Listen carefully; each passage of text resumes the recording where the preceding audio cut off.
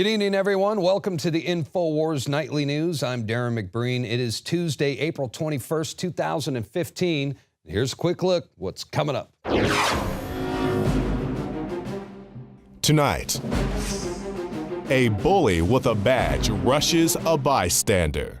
Then, Alex Jones on the significance of Bilderberg and how the White House and MSM control the narrative. Boy, did I almost look stupid.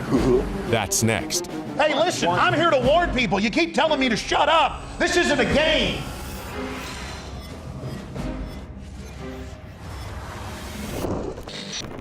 Starting in the early days of the Cold War, beginning in the late 1940s, this was right after the end of World War II, well, then there was the creation of the CIA, and they began working on a secret project. It was called Operation Mockingbird, and they infiltrated our nation's top media outlets, and they began to recruit reporters and put them on the CIA's payroll.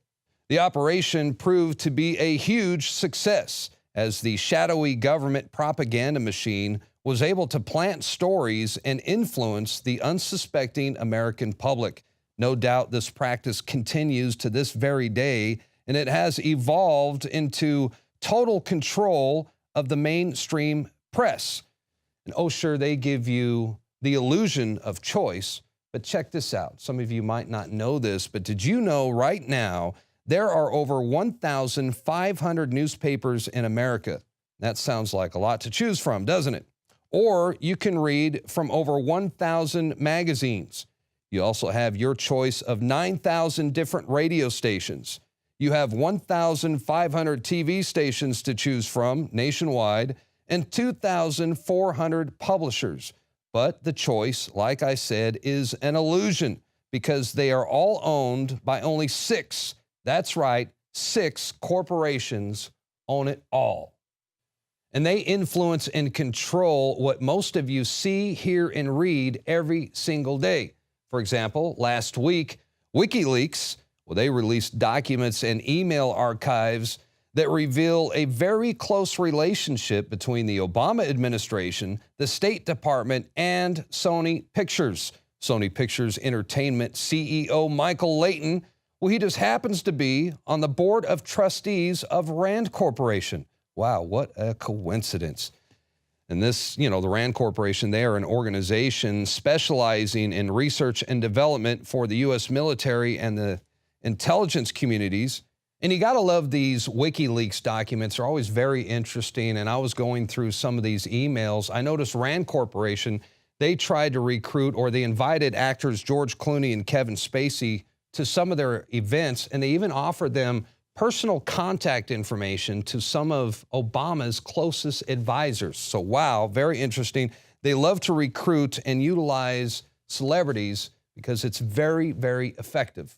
There was even an email from Richard Stengel from the U.S. State Department, and it reveals how the U.S. government enlisted Sony and other entertainment corporations in their propaganda war against ISIS and against Russia.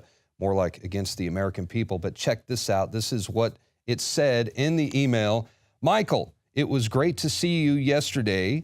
As you can see, we have plenty of challenges in countering ISIL narratives in the Middle East and Russian narratives in Central and Eastern Europe.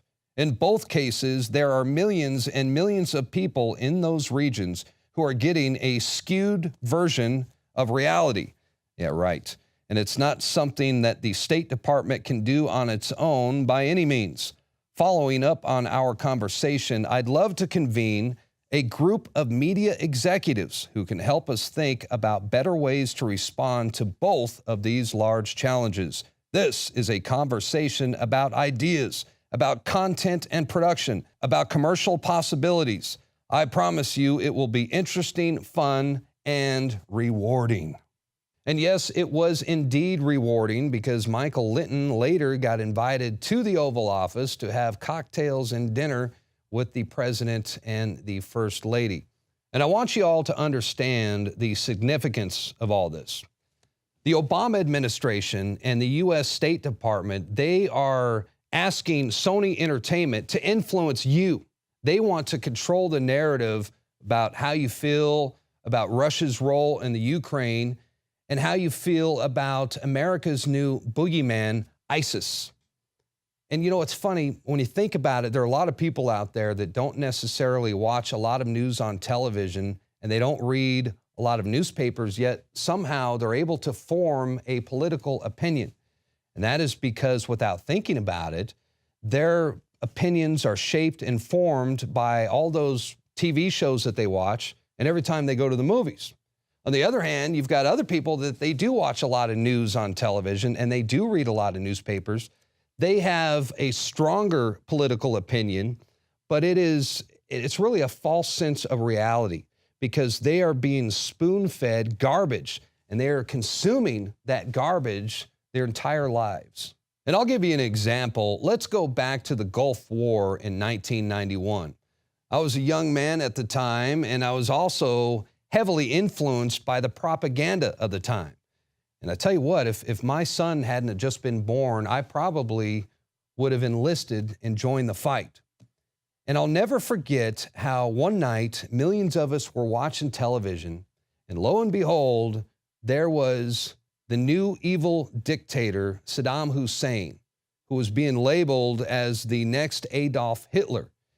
And we watched in horror as we heard about Saddam's Iraqi Republican Guard marching in and attacking a civilian hospital, killing a bunch of babies by dumping their bodies out of the incubators and onto the bloody streets of Kuwait. We all watched this on TV, and needless to say, we were shocked and horrified. Thus, the beginning of the sound of the war drums. They took the babies out of the incubators, took the incubators, and left the children to die on the cold floor. I can only ask how these animals can commit such barbaric and inhuman acts and then deny that these acts ever took place. Premature infants in incubators were sentenced to die by having the incubators removed. The hardest thing was burying the babies. I myself buried 14 newborn babies that had been taken from their incubators. Now is the time to check the aggression of this ruthless dictator whose troops have bayoneted pregnant women and have ripped babies from their incubators in Kuwait. I could not help but think of my nephew, who, if born premature, might have died that day as well. They had kids in incubators, and they were thrown out of the incubators so that Kuwait could be systematically dismantled. Now, the sad thing about everything you just watched, it was all bullshit from the very beginning. I mean, every single one of those guys got up there and lied. There was no babies dumped out of incubators, and the 15-year-old girl who testified before Congress, come to find out, was the niece of the Kuwaiti ambassador to the U.S. And she was recruited by the CIA, given acting lessons by a U.S. public relations firm, and ordered to fabricate the entire story. And as you can see, she was not alone. Lots of people lied about these babies being dumped from incubators, including the then President of the United States, George Bush Sr. They had kids in incubators, and they were thrown out of the incubators so that Kuwait could be systematically dismantled. And I don't know about you, but I don't like being lied to. And I don't like when they lie to my friends and family, and I don't like when they lie to you. And let me tell you something, this had a huge impact on how all of us Americans at the time felt about going into war against Saddam Hussein. Next thing you know, there was a huge group of celebrities who got together, and they made a 5-minute-long music video called Voices That Care. And it aired on primetime television to millions of people. It was part of an hour-long special in support of our brave troops heading out to war. Again, this was a big influence on the American people. And hey, how can you argue with Will Smith? Praying you remain strong. That's why we're all here and singing along. So all these celebrities show up, and we've got, there's musicians, there's actors and actresses. They even have athletes. Somewhere in this video, there was Magic Johnson, Michael Jordan. A little video calibration. There's a kid from the Wonder Years, Dudley Moore, Michael Bolton, and earlier we saw Will Smith. So basically anybody who was anyone in Hollywood around that time, they all showed up for this video. So if you are one of the few people who didn't support the war at that time, you must have certainly felt out of place. I mean, after all your favorite celebrities, they wanted to go to war. And then Whitney Houston sang the national anthem at the Super Bowl that year. It was one of the most unifying and patriotic events in American history. I mean, people were crying. I remember I had goosebumps. And we were all so very proud to be Americans at that moment. And then the war officially began, and we all got suckered again. CNN began faking newscasts. Now, these reporters that you're looking at right now, they claimed that they were actually in Israel at the time, and they were under sarin nerve gas attacks from Scud missiles. But guess what? They never even left the country. What you are seeing is a fabricated video shot from a TV studio in Atlanta. Boy, did I almost look stupid. Now, I know it may look silly now, and it's obvious that they were faking it, but at the time, we couldn't tell. And I mean, we were all, millions of us, were seriously concerned about the safety of these reporters. And like I said, it really looked like they were in danger. Of course, now we got footage of the CNN crew during commercial breaks, and there is no question that they fabricated the entire incident. Like I said, at the time, we were very concerned for those guys. Oh, I love this country so much. So the point is, the more things change, the more they stay the same. The CIA has been manipulating and lying to the American public from the very beginning. And believe me, they are more sophisticated and aggressive now than ever before. I mean, we are witnessing a full-scale PSYOP attack against the American people. And that's why it is vitally important to break the matrix. Join us, join the revolution, and together we can save and we can rebuild the republic.